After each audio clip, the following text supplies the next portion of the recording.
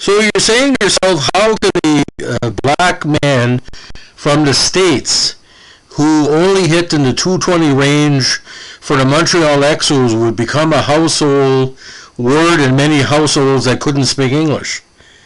Was it because of his support from the great Bill Lee? Was it because he was a stolen base demon?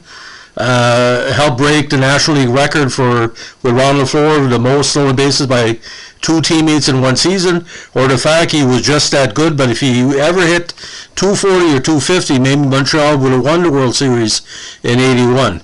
Of course, we have to be talking about the man with the best nickname in Canadian baseball history, Cool Breeze, Mr. Rodney Scott. Now, Rodney Scott's legendary status in Canada, again, has nothing to do with his bat, but with his legs, his quick jump, and his overall talent. Now, born in Indianapolis, Indiana, October 16th, 1953, the right-handed thrower batted right. Now, he played primarily at second base and shortstop for Montreal. Now, Chris Spire and Tim Foley was traded to make room for Dave Cash, so it was either Spire or in Cash, but then Scott took over. But he also played some DH in the American League and also the outfield during his 8-year career. Now, Scott was known mostly for his speed on the Pats, and his big year, of course, was 1980, where he stole 63. It ranked him third in the National League that year. And he finished 22nd overall in the MVP voting. Now, he finished with 205 career stolen bases. Now, he was involved in numerous trades during his career, including 3 in a span of a short while. Now, in the key ones were March in '78, Scott would find himself traded from the Expos to the Rangers, then the Athletics, and finally the Cubs. The Cubs then traded Scott back to the Expos at the end of the year. Now, the transaction for Rodney is quite interesting. We have to go over this a little bit. Now, he was selected by the Royals, the multi-sport athlete, in the 11th round of the free agent draft on June 6th, '72, eventually signed about 3 weeks later. He was eventually traded by Kansas City to Montreal on December 22nd, '75, completing a trade in which the Expos sent Bob Stinson to Kansas City in exchange for a player to be named later. Now, he was eventually traded by Montreal to the Rangers on March 15, 1977, exchanged for Jeff Turco. He was then traded by the Rangers with Jim Umbarger in cash to the Athletics in exchange for Claudel Washington. Now, next season, he was traded by the Athletics with cash to the Cubs in exchange for Pete Broberg, then found himself back in Montreal on December 14, '78, when him and Jerry White went back to Montreal in exchange for Sam Mejias. Now, he had some really good years in Montreal despite the bad average, and that '80 season was tremendous. So let's go over some stats. Now, Kansas City, he was a non-factor. He batted .67 in his first campaign. He went 1 for 15. Now, with Montreal in order, he had 4 hits and at-bats in '76 with 2 stolen bases. But in '77 with Oakland, technically his best statistical career at the plate, he had 261 average based on 95 hits and 364 at-bats. Now, 78 with less at-bats, he went 282, but he stole 27 bases that year, so had 60 stolen bases over 2 seasons. When he headed back to Montreal in '79, this is where he opened out, ladies and gentlemen. That year he batted .238, which was about 15 points higher than he would later on with Montreal. 3 home runs, 42 RBIs, 134 hits, 66 bases on balls, and 69 run scores. Now, 1980, again, where he finished 22nd in MVP voting in the National League. In 154 games, he batted .224, but he had 127 hits, 13 doubles, 13 triples, 46 RBIs, 63 stolen bases, only caught 13 times, on 70 bases on balls, but of course, he had 75 strikeouts. Now, 81 in the strike shortened season. He batted .205 with 26 RBIs and 30 stolen bases. Now, this is what happened in '82. Montreal decided to his his good friend Bill Lee complained, and eventually Bill Lee quit Montreal and he was released. Now, he eventually played with the Yankees for the remainder of the season with 5 hits and 28 at-bats. Now, the rough stats, again, don't tell the whole thing about Rodney, because he's multiple kicks in the can with Montreal. Now, Montreal did re-sign him on July 1st in 1983, but it didn't lead to anything large, as we say, ladies and gentlemen.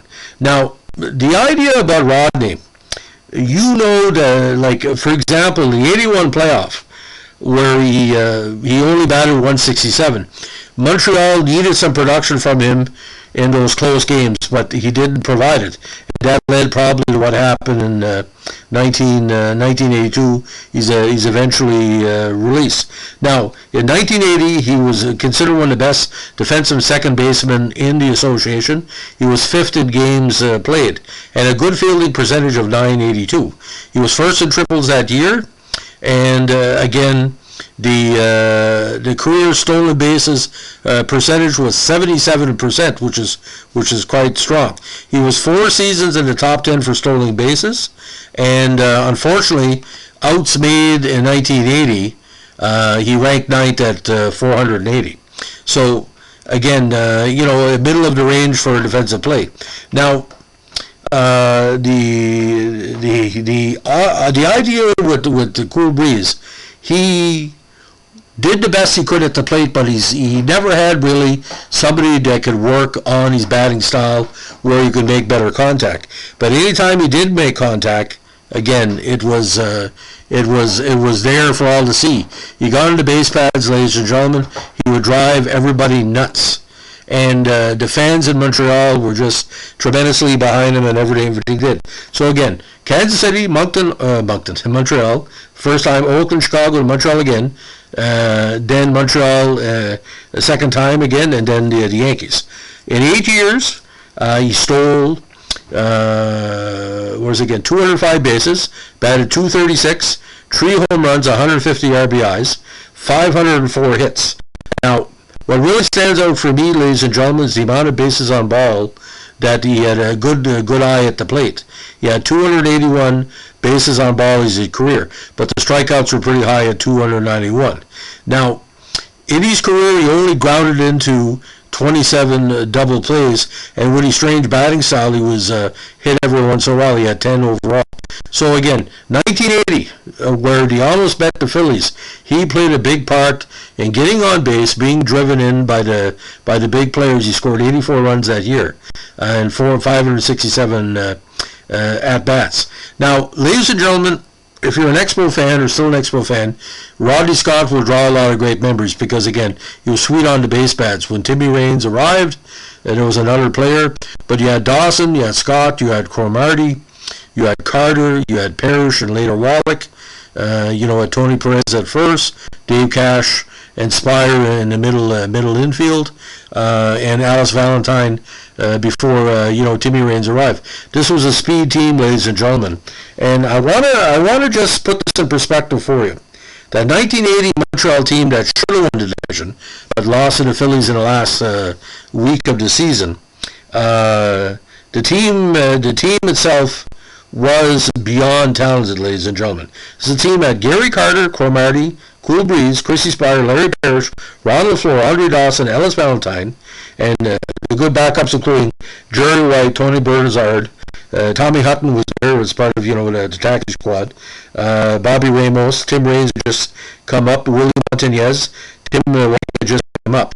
Now, what was bizarre here, ladies and gentlemen, let's put this in perspective. Cromartie had 8 stolen bases, Rodney had 63, Ron LaFleur had 97, Andre had 34, Ellis had 5, Jerry White had 8. So it was a speed demon side. That year, ladies and gentlemen, he stole 237 bases. That's a tremendous total. And batting 257 in total, scoring 694 runs. This is the team, ladies and gentlemen, only had 114 home runs. So speed was everything. Now, I still wonder why, again, Ron LaFleur left, because he had a very decent season. Hit 257, 39 RBIs. But this team only had one 20 home run hitter. That was Gary Carter. So putting all the blame on Rodney Scott shouldn't have been there. But that's what happened, ladies and gentlemen. But that 1979 losing to the Pirates for the division, 1980 losing to the Phillies for the division last weekend, losing to the Dodgers towards the World Series. 79 to 81 was one of the best eras for baseball ever in Montreal, and we missed that era because every player on the Expos was a legend. And one local media said Rodney Scott is the mayor of Montreal, because every place he went, everybody would call him Speed Demon, or like I said, say hi Cool Breeze.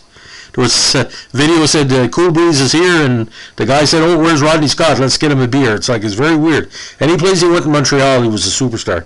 And, affectionately speaking, as baseball players in the early 80s, when we saw players with no hit and all run like Rodney Scott, we kept him because the danger potential was always there. When he would get on base, it would drive the pitchers nuts, literally and figuratively. And that's the story, ladies and gentlemen, of Cool Breeze, Bill Lee's best friend. If you like what we're doing here with our podcast channel, let us know with a like, comment, or subscribe. Have a good day. Bye.